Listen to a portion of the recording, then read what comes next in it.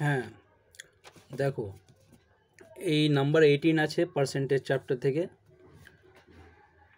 কোয়েশ্চেনটা ভালো করে পড়তে হবে। কোয়েশ্চেন না পড়লে, না বুঝলে এটা অনেক প্রবলেম হবে।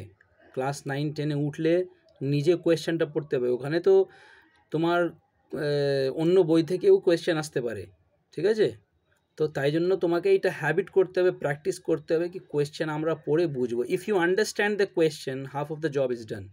তো তোমাকে কোয়েশ্চেনটা যদি তুমি ভালো করে বুঝে নাও, তুমি তো জেনে গেছো না কি কি দিয়েছে, কি ক্যালকুলেট করতে বলছে, কোন ফর্মুলা লাগবে, হাফ কাজটা হয়ে গেছে, শুধু লিখতে হবে। বাদ বাকি তো তুমি মানে ব্রেনে করে নিয়েছো। তাই জন্য বলছি কোয়েশ্চেনটা পড়ো তোমরা। এই কাজটা তোমার ভালো লাগে না, তোমাদের দেখেছি আমি, এটা পয়েন্ট করলাম, নোট করলাম। তোমরা কোয়েশ্চেন পড়ো না, স্টেপ বাই স্টেপ পড়বি, একসাথে না। A sold an article to B, আচ্ছা বলছে এ বিকে বিক্রি করলো, সেল, ঠিক আছে? লস হয়েছে ভাই, 20% লস করলো, ক্ষতি হয়ে গেছে। অ্যান্ড বি, তারপরে বি সিকে সেল করেছে, অ্যান্ড প্রফিট করেছে। আচ্ছা, বিটা চালাক, এই প্রফিট করলো 20%, আর এ লস করলো 20%। If A had sold the article for the price C paid, আচ্ছা বলছে যদি এ,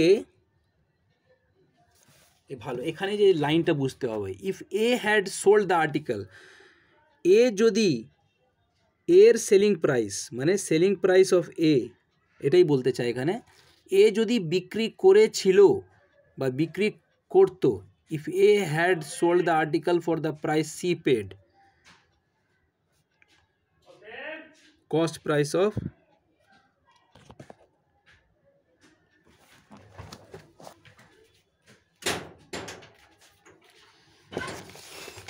ঠিক আছে, if A had sold the article for the price C paid, মানে এখানে বলতে চাই যদি এ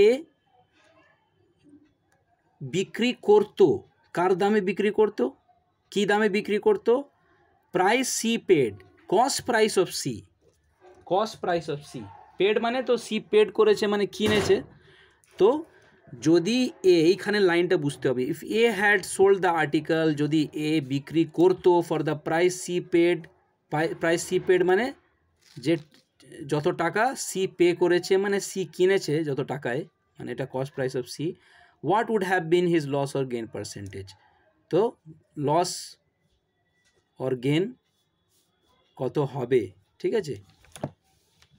তো এখানে আমি কি করছি, এখানে cost price of A let করে নিচ্ছি, cost price of A let করে নিচ্ছি। তো লেট দ্য কস্ট প্রাইস, কেন এ থেকে শুরু হচ্ছে তো এই প্রথম কোয়েশ্চেন, তো let the cost price of A be x.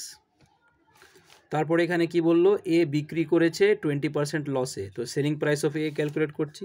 So therefore selling price of A equal to cost price into 100 minus loss percent divided by 100, that is x into 100 minus 20 divided by 100, that is x into 80 divided by 100, 0 0 কাটলাম, 4/5, 4x by 5। তো 4x by 5 rupees হচ্ছে এর বিক্রি দাম। কে কিনলো এত দামে, B কিনলো, তো এটা বি এর কস্ট প্রাইস হয়ে যাবে, তো that is equals to cost price of B. তারপরে দেখো বি কি করেছে, বি এই জিনিসটাকে এত দামে কিনেছে আর সিকে বিক্রি করেছে 20% প্রফিট, তো এখানে selling price of B calculate হয়ে যাবে। So therefore selling price of B is equals to cost price into 100, profit হচ্ছে তো প্লাস করব, প্রফিট পার্সেন্ট ডিভাইডেড বাই 100, তো কস্ট প্রাইস হচ্ছে তোমার এক্স, না এই cost price of B, cost price of B 4x/5, এটা ভুল করবি না। Cost price, selling price of B calculate করছে তো কস্ট প্রাইস অফ বি ধরতে হবে। কস্ট প্রাইস অফ বি কত আছে, এই উপরেরটা 4x/5 into 100 plus 20 divided by 100, that is equal to 4x/5 into 120 divided by 100, 0 0টা কাটো, 2 6 যা 2 5 যা, তাহলে উপরে 24x বাই নিচে 25। এত দামে বি বিক্রি করলো, selling price of B, selling price of B, তো এত দামে সি কিনবে, মানে এটা কস্ট প্রাইস অফ সি হয়ে যাবে। এটা সেলিং প্রাইস অফ বি, এত দামে সি কিনছে, তো এটা cost price of B, cost price of C হয়ে যাবে, কস্ট প্রাইস অফ সি।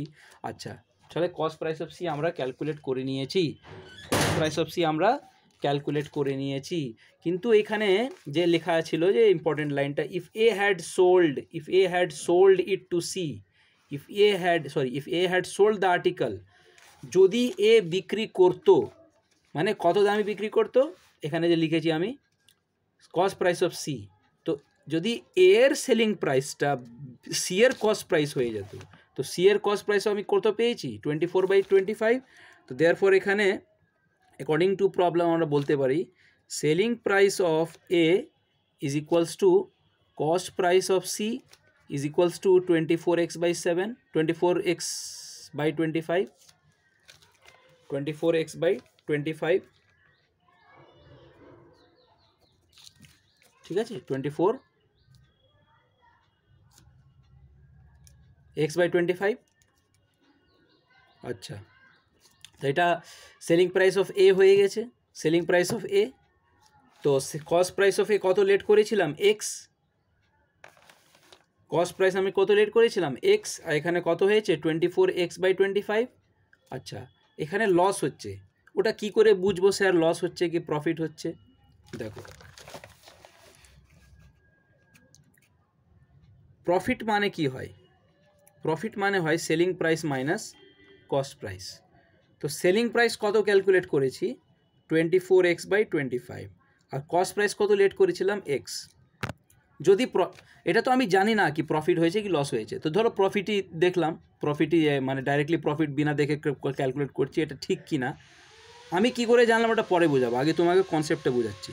তো এখানে কিছু নেই, মানে 125 এলসিএম নিলাম, 25 1 = 25, 24 1 = 24, 125 = 25 -25x।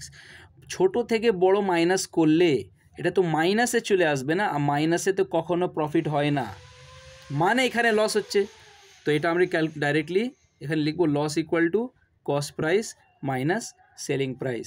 কস্ট প্রাইস কত হচ্ছে এক্স লেট করেছিলাম, আর সেলিং প্রাইস 24x/25 পেয়েছি, এখানে 1 লিখো, তো 1 আর 25 এর এলসিএম 25 হবে, 125 = 25, তো 25x উপরে হয়ে যাবে, ঠিক আছে, 25 1 = 25, তো 24 1 = 24x হয়ে যাবে, তো 25x - 24x করলাম x/25, তো এটা লস পেয়ে গেলাম, এটা প্লাসে আছে, এটা লস পেয়ে গেলাম। নেগেটিভে কখনো আনসার আসবে না, না লস আসবে না প্রফিট আসবে, পজিটিভ ভ্যালু আসবে। নেগেটিভ ভ্যালু আসছে মানে ওটা ভুল, তাহলে লস ক্যালকুলেট করলাম। সো দেয়ারফর পার্সেন্টেজ লসটা বার করছি।